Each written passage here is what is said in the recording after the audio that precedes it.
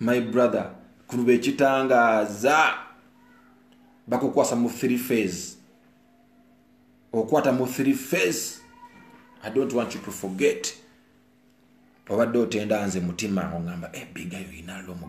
It is the final channels and alongside SPV Graphics. Big Eye avuddeyo n'alabula Kenzo kukulumba Bobi Wine. Big Eye mumanyi yavaayo awo emirundi mingi ng'alumba Bobi Wine paka Bobi Wine we yamwocha. Kati alabudde Kenzo tikana kambata mwana wa mama tokola ensobi n'olwanagana ne Bobi Wine. Otandise okuserengeta ng'oluyimba lwo akaserengeto. Kankwe Big Eye. Ani yakujubisiza muganda wange. Nakuwulidde ogamba bye nawulidde kyasinze okunkwatako n'ogamba nti ngenda kuyirawo NRM omubiri. Kyogenda kuyirawo NRM omubiri. Nga tonnaba kugamba nti ogenda kugiyirawo mubiri. Sooka otunule kozesa ekitangaza. Otunule. Okimanyi buli kimu mbadde nga nkyogera naawe. Ebintu ebisinga mbadde nga mbyogera naawe. Nga twogera nga nkubuuliramu. Kubanze si nti njogera nti nyinza okubanga ku nsonga zange eziri deep sisukka bantu babiri benzogerako nabo. Ensonga eziri deep eziba zinkutteko ennyo. Oshiwulira. So kati bwe nkulaba nga oyina ekinnya kyogwamu gwe gwembadde ndowooza nti oba kale gwe gwensigazza gwenyinza okugamba nti kino nti oba kino okitegeera ng'olina gy'oyimiridde okitegeera. So bwe nkulaba ng'olina ekinnya kyogwamu muganda wange mba sisobola kusigalayo n'entuula n'ensirika busirisi n'enkuwokinga okitegeera. Because mba saagala muntu kugamba nti gundi wamanya notakola ki notangamba. You understand? Mbalamusizaako balabe ba Final Channel. Mwebale kugoberera channel eno ya Kabinyo eggulire lyetwa muganda wange. Njagala nkubuulira amazima. Tunula ekitangaza. Mulimu ab'embwa. Nkubuulira mwalaali. Kiwulira. Sisuubira nti bano abantu bakyayina kye baagala oba nti I don't know how I can phrase it, but there's something I want to put across. Nachi njagala putting across. Okitegera muganda wange. Njagala mbabuulire. We are not happy. Tebabalimba. Muganda wange. We are not happy. Tewali ali happy. Tewali ali happy ku bantu bonna abayina amanya, abayina following, abasidinze ne NRM. We are not happy. We are not happy. We are treated like nothing. We are just put down. Okitegeera. Ate batukwatidde mu mbeera mbu naffe tetulina kyakola, tetukyakola mirimu gyaffe. I think they are using this chance. They are using this chance. Zembabuulira amazima. So my brother, kurube chitangaza bakukwasa mu 3 phase. Okwata mu 3 phase. I don't want you to forget. Obadde otenda nze mutima ngamba Big Eye inalo muganda wange. Nenga nange ngamba nina kyawa gwengumirako wali. Gwengumirako wali ne muganda wa kino kiri kitya. Embeera yonna yonna ogimanyi my brother, ogimanyi. Okitegeera muganda wange. Somebody ali awo akutunuza ku left ng'olina kutunula ku right muganda wange. You people, do you know why Baby Cool is silent?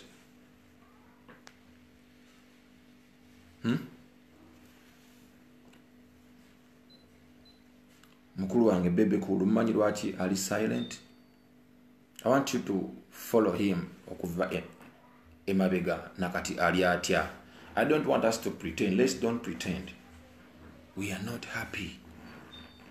We are not happy. Kabere kusasira Catherine tali happy. Kabere Jennifer full figure tali happy. Tebabalimba sagala babalimba bavena bo mukwerimba. Bavena bo mukwerimba. No you can reason them out. Mutulaba fenna twandibaddenga tukaba. Twandibaddenga tukaba if they are good people. Laba King Michael. Abantu bave ebintu byokwesesa naye bakimanyi okitegeera.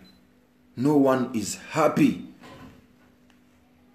Waliwo ekintu kisitana bakutegeera abantu bano kye bakola bajja ne baku exposing ne bakuteekayo ne bamala ne bakulaga embwa. What is the mission behind? They have a hidden negative mission. By a hidden negative mission, I'm telling you. I'm telling you this. They have a hidden negative mission. Either to put all the industry down. I don't know. La baby no nebizenga bibera olaba mateeka obudde bwe bagaleeteramu. Look. Byonna byakusikiriza muyimbi. Kusikiriza muyimbi, ngamba kukiriza muyimbi wa Uganda. Okitegeera. Ne kati bakutte muganda wange. Bayagala okusula mu kinnya kye kimu muganda wange. Kyendimu laba situation gyendimu. Laba embeera gyendimu. Kuobolabira ayinza okuba Katonda yandeeta nga kyakulabirako. As an example.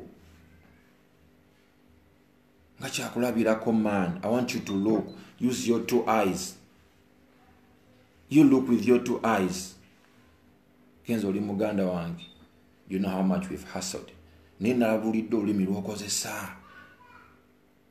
Nga nedda waliwo ekyenjawulo. Waliwo ekyenjawulo ekiriwaawo. Waliwo side gye bakuvuga. Okitegeera. Waliwo side gye bakuvuga. Abantu batukozesa ensobi nga bakimanyi. Oli akozesa ensobi nga akimanyi. Amanyi alina wayagala okuteeka. Alina wayagala okunafuyiza. Alina wayagala okunafuyiza. Nze omanyi engeri muganda wange gye bannafuyizaamu. You know how being exposed. Okimanyi nze nina pride nganze omuntu. You know that. I have my pride. But you see. Okiwulira. Nze nno omuntu gwe nagambyeko ekintu kyange. Mu basiniya bange mu NRM. Secret. Nenje mugamba. Nemugamba wange manyi kino kiri bwe kiti. But I was surprised. Nga it is a secret. Ngo munamawulire yankubira okumbuuza about that issue. Ngo munamawulire yankubira okumbuuza about that issue. Nenga nakibuliddeko muntu ali top. Kuba senior bange mu NRM.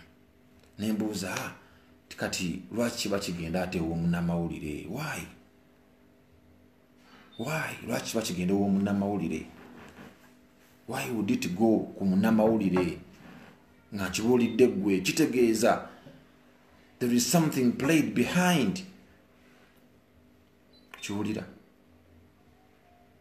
Muganda wange si balungi, they are no good man. Nedda waliwo ekitali kituufu man. Tebali fair.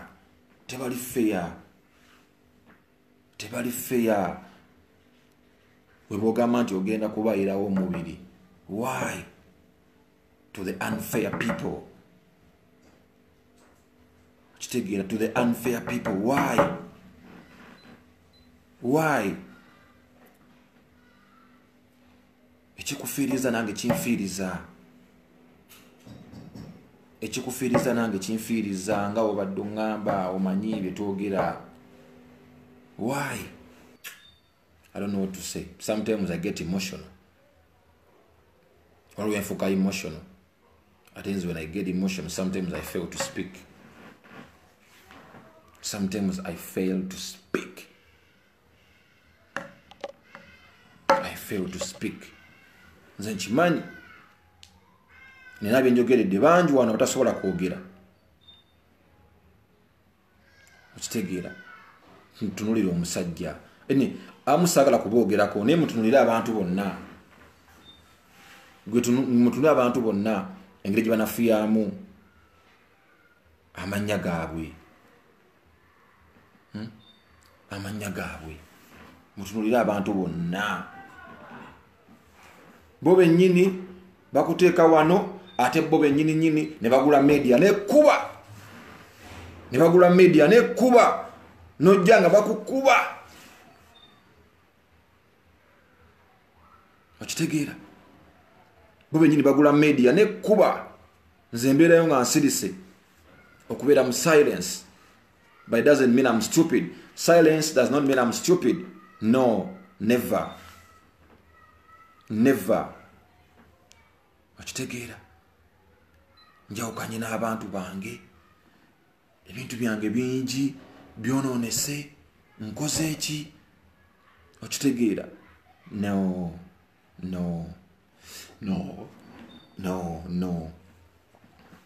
Bad people. No, bad people. No love.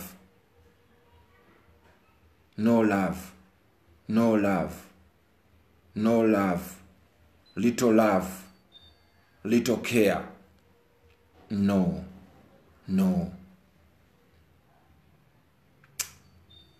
Kitegeera.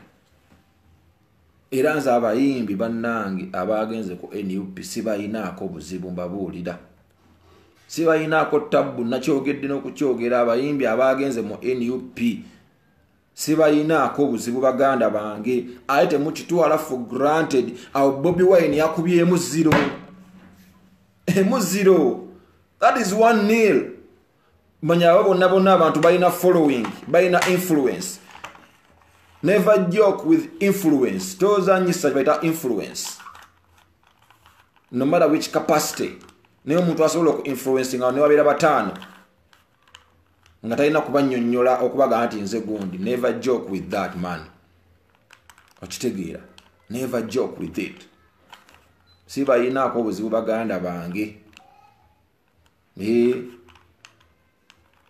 Era temugezane mulowooza nti Honorable Kyagulanyi fala. Si fala. Mwaba muzolya mulowooza nti fala. Si fala. Si fala. Si fala. Bekinanyiza munasonyiwa naye mbabuulya amazima. Let's speak the reality. Okitegeera. Kuba waliwo n'abantu abakoze yani bagana okubasasula abangi nga tebasobola kwogera nga they have no platform. Okitegeera. Si fala. Eddie Kenzo ono azaakola live ez'enjawulo, ezimu n'azikola ne zimwokya, post ezimu n'azikola ne zimwokya, ng'era omuntu alina ettooke eryokya mu kamwa paka akatambi kano we kaavuddeyo. Kati simanyi bigayi alabudde Eddie Kenzo. Tetunnawulira Eddie Kenzo kyagamba okujjako bino, naye nga ebintu bino byonna tuleme kubeera wano okusaakaanya. Ekituufu kiri nti Eddie Kenzo Munna-Uganda, era naye alina right ku Uganda ng'omuntu omulala yenna. Ekizibu ekiriwo gwe woogezaako okulaga Abanna-Uganda abali mu nnaku mbunna embeera terina kukyukamu kuba ggwe oli bulungi. Wasinga okuba obuzibu oba okweyagaliza ennyo. Waliwo ebintu ebimu nga teweetaaga byogerako mu nsi. Kireke kijja kuyita odde ku kirala. People power oba gwe togirabamu magezi, gyesonyiwe, sirika. Teri agenda kukwata mu mwanti yogera nti oli wa people power. Because ku end of the day, okulonda ekunaatuuka buli muntu agenda n'alonda akalulu ke mu kyama. Buli muntu alonda mu kyama. So wabeerawo abantu abalina kye baagala okuyisaawo nga balaba bwe batyo bayinza okwenunula nga bo baleke. Politics ayawukana nnyo. Nze nzijukira Good Life. Good Life yali y'amaanyi nnyo. Good Life nekuba tubonga naawe. Kwe kwava okubonaabona kwa Good Life paka radio kufa mu bintu bino ebyobufuzi. Sigamba nti ebyobufuzi bye byamusa, naye embeera weetandikira Good Life okugwa. Kati Kenzo sigamba nti ogenda gwa, naye wegendereze statement za politics. Nze nsigala ngamba abantu, I respect Kenzo when it comes to internet, when it comes to blowing the Ugandan music out of this world. Okitegeera, I respect you brother wekituuka ku ekyo. Wabula statement zino eza politics is very touching. It is more like religion or culture or tribe. Tomala galinnya kuba bakutenza okulinnya. At least Zanero agezaako n'atulagirira ekyo kyennyini ekiri mu ggulire obutafaanaganako ne channels endala eziriwo. So n'olwekyo nze mbakubiriza nga mbagamba, tell a friend to tell a friend. Gamba muno agamba omulala basubscribing wano. Eggulire we lisibuka tunyumirwe. Waliyo entertainment, waliyo sports, waliyo politics, ate awo akazanyo wekanyumirwa. Wano walikiriya nnyo. Nkonako ku bakyali bange wano benkola nabo Doha, Ekata, n'abo ab'e Uganda geza nga James lya Kawempe, mwena sister wange Rehema omulungi nkubuzaako nnyo, kimanyi olaba wano. Maama omulungi kulamusizaako, kansuubire muli bulungi ewaka. Banange musubscribing. Tugende mu maaso n'amawulire. Mbagala nnyo, mbakubiriza tukole tuve mu by'okutuula. Obubuka bannange tewali kaseera kalala ke kano. Eno y'essaawa yaffe. Bw'otakola kati teri kaseera kalala. Olina okupambana akaseera kano okufuna ekyo kyogenda okuyimirirako, kyogenda okutandikirako enkya. Mbagala nnyo. Subscribe, twetaaga okuweza 10,000.